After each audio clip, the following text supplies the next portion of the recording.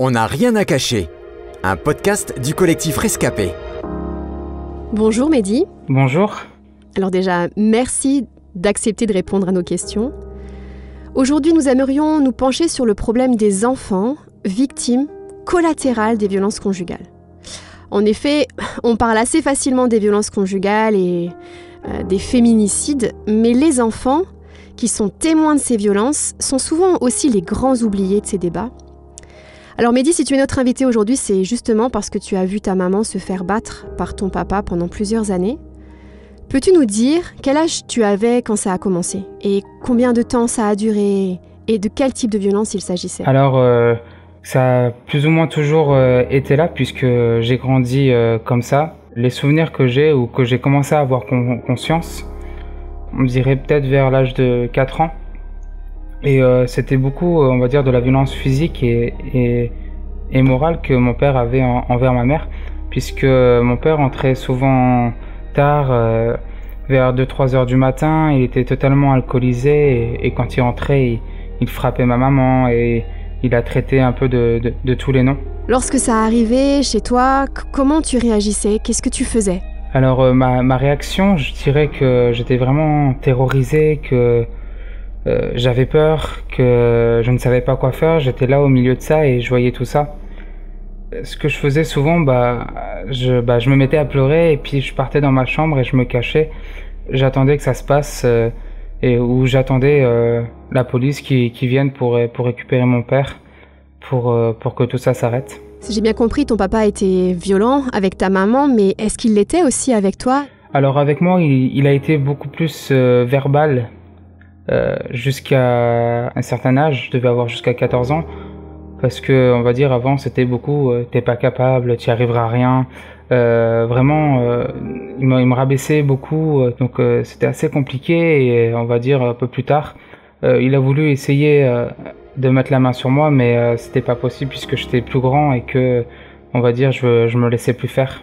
Avec le recul, est-ce que tu penses que de vivre dans un environnement de violence, ça a eu des effets néfastes pour ta construction d'homme et ton identité? Alors oui, ça a été assez néfaste pour la construction parce que forcément, le rôle d'un papa dans la construction d'un enfant, c'est beaucoup l'image de l'exemple, l'image de la confiance, l'image d'un cadre. Donc comme j'avais pas vraiment tout ça, ça a été compliqué. J'étais assez livré à moi-même. Donc les effets néfastes, je dirais que je me sentais seul, que j'avais pas confiance en moi, que je traînais souvent avec les voisins et c'était pas vraiment des bonnes fréquentations.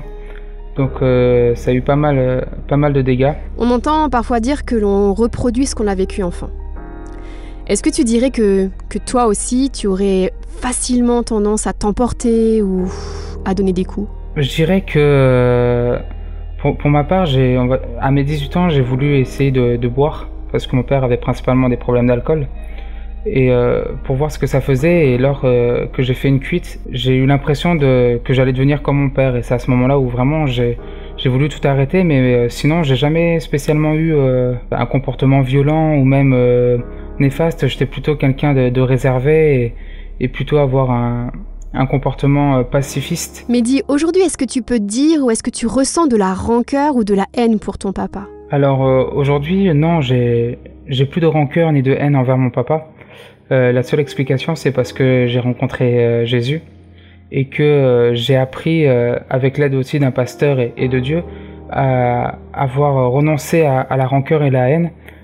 Pas une question d'accepter ce qui m'était arrivé, puisque c'est pas quelque chose de normal, mais plutôt à libérer mon cœur pour pouvoir me construire. Parce que à tout garder en soi par rapport au passé, ça empêche d'avancer. Et puis souvent, quand il m'arrivait quelque chose ou que j'arrivais pas à faire quelque chose, je mettais toujours la faute sur ce qui m'était arrivé, au lieu de me dire ok, ça s'est passé et j'avance. Donc vraiment avec l'aide d'un pasteur et de Dieu, j'ai appris à libérer mon cœur et à me dire voilà, ça s'est passé et je pardonne.